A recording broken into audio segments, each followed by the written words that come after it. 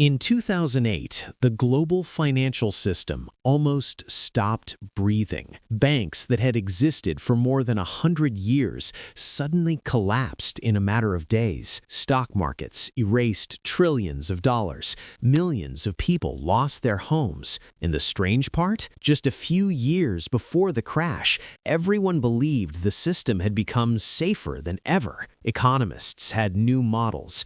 Banks had better technology. Regulators had more data. The future looked stable until it wasn't. Then, in 2020, markets collapsed again, not because of banks this time, but because of a virus. Trillions of dollars had to be printed almost overnight just to keep the system alive. And even more recently, banks have failed again. Entire economies have flirted with recession, which raises an uncomfortable question. If we understand the system so well, why do financial crises keep happening? Why does the same story repeat itself every decade or so? To understand that, we need to step back and look at how the modern financial system actually works, not the textbook version, the real one. Because financial crises don't start with one bad decision. They start with a pattern. And the pattern usually begins during the good times. When the economy is growing,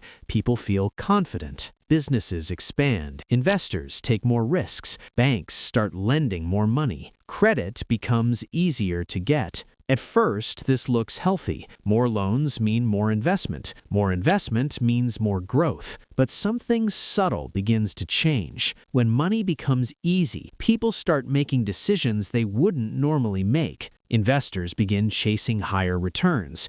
Banks compete to lend more aggressively. Companies take on more debt. And slowly, almost invisibly, the system starts stretching. Think of credits like oxygen in the economy. A little more oxygen makes the system stronger, but too much oxygen makes fires easier to start. And during booms, the entire financial system quietly fills with oxygen. Take the housing market before the 2008 crisis. For years, home prices kept rising. Banks were making huge profits from mortgages. Investors were buying mortgage bonds that looked incredibly safe. Everyone believed housing prices would keep going up. And because of that belief, lending standards started falling. Banks began approving loans for people with weak incomes. Some mortgages required no proof of income at all. At the time, it seemed manageable, because as long as housing prices kept rising, borrowers could refinance or sell the house.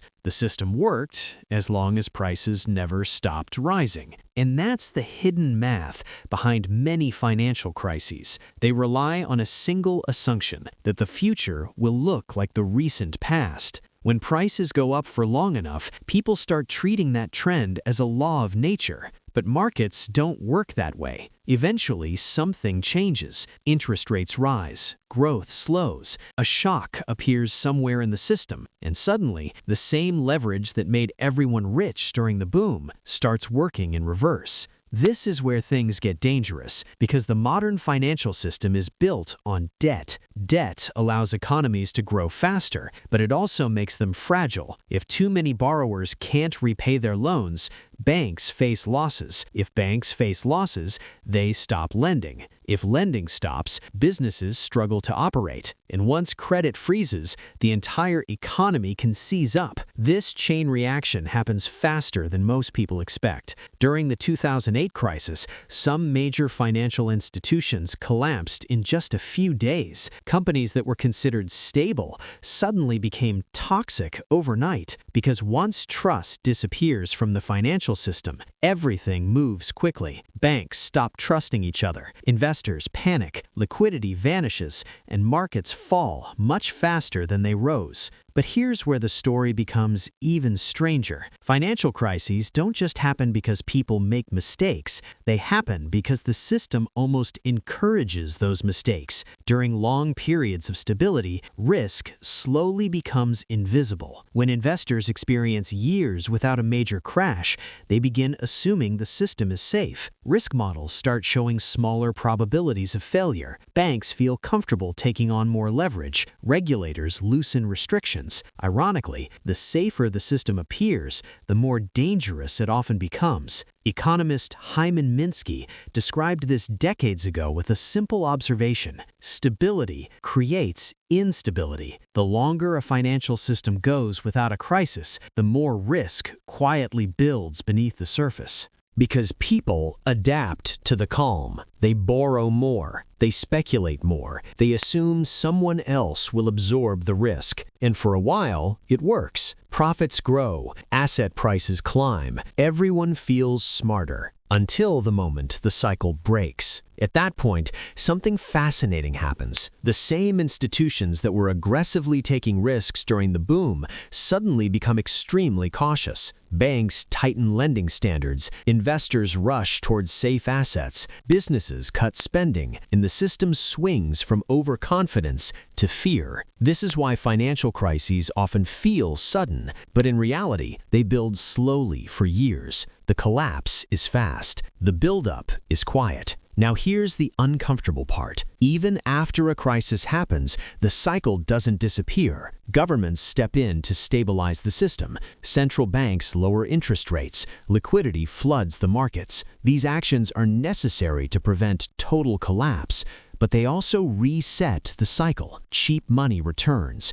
Investors begin searching for yield again. New financial innovations appear, and eventually, risk starts building in a different corner of the system. Before 2008, the danger was mortgage bonds. Before the dot-com crash, it was technology stocks. Before the 1997 Asian financial crisis, it was currency debt. Each crisis looks different on the surface, but underneath, the pattern is almost identical. Rapid credit growth, rising asset prices, confidence turning into complacency, and then one trigger that reveals how fragile the system has become. Sometimes that trigger is small: a few mortgage defaults, a change in interest rates, a geopolitical shock. But once confidence breaks, the system reacts violently because financial markets run on trust, and trust can disappear very quickly. What makes this cycle even harder to stop is human psychology. During booms, nobody wants to be the person who stops the party early. If one bank refuses risky loans